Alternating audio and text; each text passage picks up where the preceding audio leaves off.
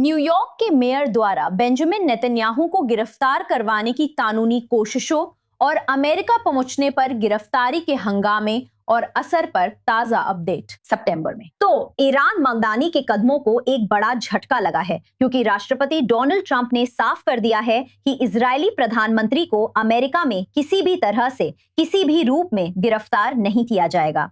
अब हाल के दिनों में जब ममदानी ने कहा कि वो उनकी कानूनी टीम से बात कर रहे हैं, तो अब कई लोग ममदानी को उनके राजनीतिक स्टंट के लिए आड़े हाथों ले रहे हैं। ये सब गाजा में इजरायल की कार्रवाइयों पर प्रधानमंत्री के खिलाफ अंतर्राष्ट्रीय आपराधिक न्यायालय के गिरफ्तारी वारंट के कारण हो रहा है। उम्मीद है कि नेतन्याहू 2 महीने में संयुक्त राष्ट्र महासभा में बोलेंगे। इजरायली प्रधानमंत्री कार्यालय ने मेयर की कार्रवाइयों की आलोचना की है, साथ ही आईसीसी को एक तंगदारू कोर्ट भी कहा, जिसका अमेरिकियों या इजरायलियों पर कोई अधिकार क्षेत्र नहीं है। तो और प्रतिक्रियाओं के लिए हमें खुशी है कि डैनी डैनन, संयुक्त राष्ट्र में इजरायल के राजदूत, हमारे साथ है, जो अभी न्यूयॉर्क से हमारे साथ हैं। राजदूत महोदय, समय देने के लिए धन्यवाद। क्या ये राजनीतिक नौटंकी है या नाटक? आप जुरान ममदानी के नेतन्याहू की गिरफ्तारी के प्रयासों पर क्या सोचती हैं? अमेरिका तो आईसीसी का सदस्य भी नहीं है और मेयर के पास किसी को गिरफ्तार करने या आदेश देने का अधिकार ही नहीं है। कम से कम इतना तो साफ है कि कोई समस्या जरूर है। आपकी राय? ये सिर्फ एक राजनीतिक स्टंट है, बिना किसी आधार के घोषणा है। सब जानते हैं ये बात, मंडानी भी जानते हैं कि उनके पास अधिकार क्षेत्र नहीं है। अमेरिका आईसीसी का हिस्सा नहीं है। अमेरिका के भीतर कोई गिरफ्तारी वारंट मान्य नहीं है।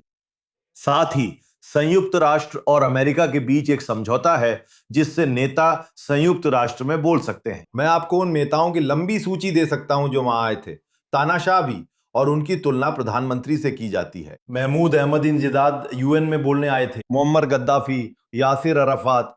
तो ये एक दिखावा है।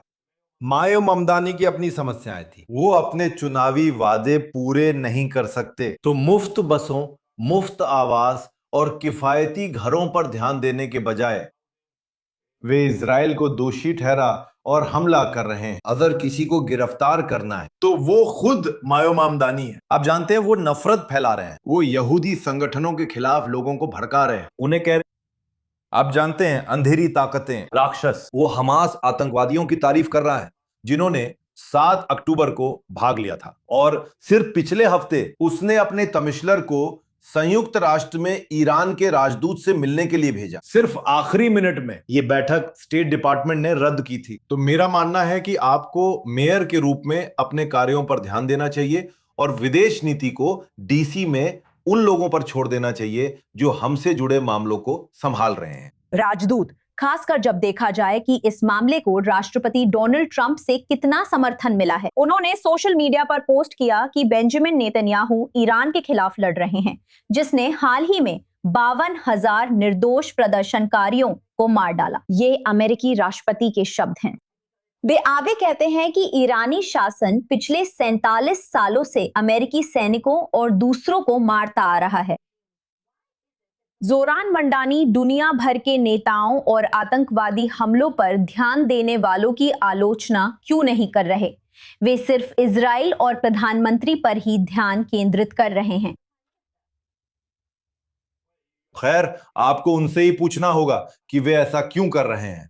कुछ लोगों को उम्मीद थी कि चुनाव जीतने के बाद वे नफरत भरी भाषा छोड़ देंगे, पर ऐसा नहीं हुआ। वे वैसे ही जारी हैं, और जैसा कि मैंने पहले कहा था, वे वास्तव में संयुक्त राज्य अमेरिका के दुश्मनों से संपर्क कर रहे हैं। आप जानते हैं, मुझे उम्मीद नहीं है कि वे इजराइल का प्रतिनिधित्व करेंगे। हम उन्हें नहीं चाहते, हमें उनकी जरूरत नहीं है कि वे इजराइल का प्रतिनिधित्व करें, लेकिन वे सच में अमेरिकी जनता के दुश्मनों से मिल रहे हैं। मुझे लगता है कि कई अमेरिकी परेशान हैं कि न्यूयॉर्क के मेयर ईरानियों का पक्ष लेकर उस लोकतंत्र पर हमला कर रहे हैं जो हमारे साझा मूल्यों की रक्षा करता है। यह शर्मनाक है। मुझे पता है ये दिखावा है, इसका कोई असर नहीं होगा। कल मैंने जनरल असेंबली में भाषण दिया और सहयोगियों से कहा, मेरे पास आपके लिए खबर है। प्रधानमंत्री नेतन्याहू सितंबर में इस इमारत में आएंगे। वो यहां इस मंच पर बोलेंगे और वो इजराइल राज्य का बचाव करेंगे, चाहे मेयर कुछ भी कहे। हो सकता है ऐसा ही हो राजदूत, पर आपकी राय क्या है? ये प्रचार स्टंट्स झूठे हो या नहीं, कितने हानिकारक हैं? सुर्खियां इजराइल पर हैं, न्यूयॉर्क के आंतरिक मुद्दों पर नहीं, वैश्विक स्तर पर भी नहीं। देखिए, ये बहुत नुकसानदायक है। आप जानते हैं, मुझे प्रधानमंत्री की चिंता नहीं है। आप जानते हैं, हम मजबूत हैं, हमें कानून पता है। मैं अमेरिका और न्यूयॉर्क में रहने वाले यहूदियों के बारे में सोचता हूं, और वे मेयर को देखते हैं, आप जानते हैं, नफरत को बढ़ावा देते हुए। आप जानते हैं, यहूदी विरोध बढ़ रहा है। उससे निपटने के बजाय वो उन बुरी ताकतों के साथ जुड़ रहे हैं जो नफरत को बढ़ावा देती हैं। यही समस्या है। आप जानते हैं, आम धारणा यह है कि नेतृत्व उस पर ध्यान नहीं दे रहा है जो उन्हें करना चाहिए, यानी न्यूयॉर्क के लोगों को सुरक्षा प्रदान करना। हम जरूर देखेंगे। ये वाकई परेशान करने वाली स्थिति है। समय, प्रतिक्रिया और विचारों के लिए धन्यवाद राजदूत डैनी टैनन, न्यूयॉर्क से। लाइव द रनडाउन में हमारे साथ जुड़ने के लिए धन्यवाद। बहुत बहुत धन्यवाद।